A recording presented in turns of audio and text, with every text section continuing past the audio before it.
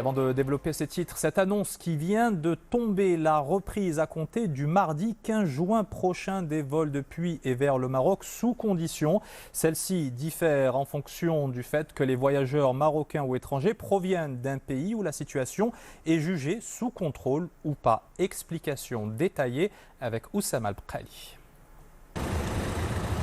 Sur la base des indicateurs positifs de la situation épidémiologique dans le Royaume du Maroc et de la baisse du nombre des cas d'infection au nouveau coronavirus, notamment après l'élargissement des campagnes de vaccination dans notre pays, les autorités marocaines ont pris de nouvelles mesures progressives afin d'assouplir les restrictions sur le déplacement des voyageurs désirant accéder au territoire national.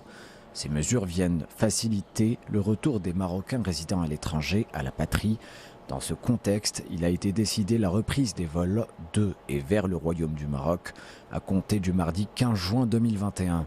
Vu que l'espace aérien du Royaume est toujours fermé, ces vols s'effectueront dans le cadre d'autorisations exceptionnelles. Cette opération se déroulera selon une approche qui allie ouverture progressive en tenant compte de l'évolution de la situation épidémiologique nationale et internationale et préservation des acquis réalisés par notre pays pour endiguer la propagation du coronavirus. Dans ce cadre, il a été procédé à la classification des pays en deux listes, conformément aux recommandations du ministère de la Santé, sur la base des données épidémiologiques officielles publiées par l'Organisation mondiale de la santé ou par ces pays eux-mêmes via leur site web officiel.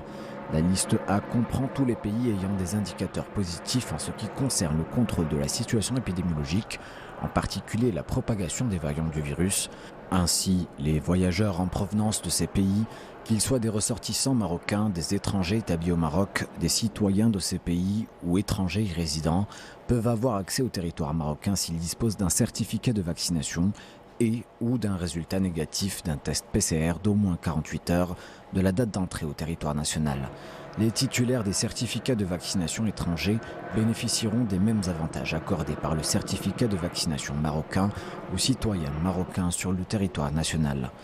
Quant à la liste B, elle se veut une liste restrictive de l'ensemble des pays non concernés par les mesures d'allègement contenues dans la liste A et qui connaissent une propagation des variantes ou l'absence de statistiques précises sur la situation épidémiologique. Les voyageurs en provenance des pays figurant sur cette liste doivent obtenir des autorisations exceptionnelles avant de voyager, présenter un test PCR négatif de moins de 48 heures de la date d'entrée au territoire national, puis se soumettre à un isolement sanitaire de 10 jours. Les listes A et B seront publiées de manière régulière sur les sites électroniques des ministères chargés des Affaires étrangères, de la Santé et du Tourisme. Les deux listes seront actualisées régulièrement au moins 2 fois par mois selon le besoin. Concernant le retour des Marocains résidant à l'étranger par voie maritime, dans le cadre de l'opération Marhaba 2021, il aura lieu à partir des mêmes points de transit maritime de l'année dernière, conformément aux conditions sanitaires citées ci-haut, tout en précisant qu'en plus du test PCR présenté lors de l'embarquement, les voyageurs subiront un autre test à bord,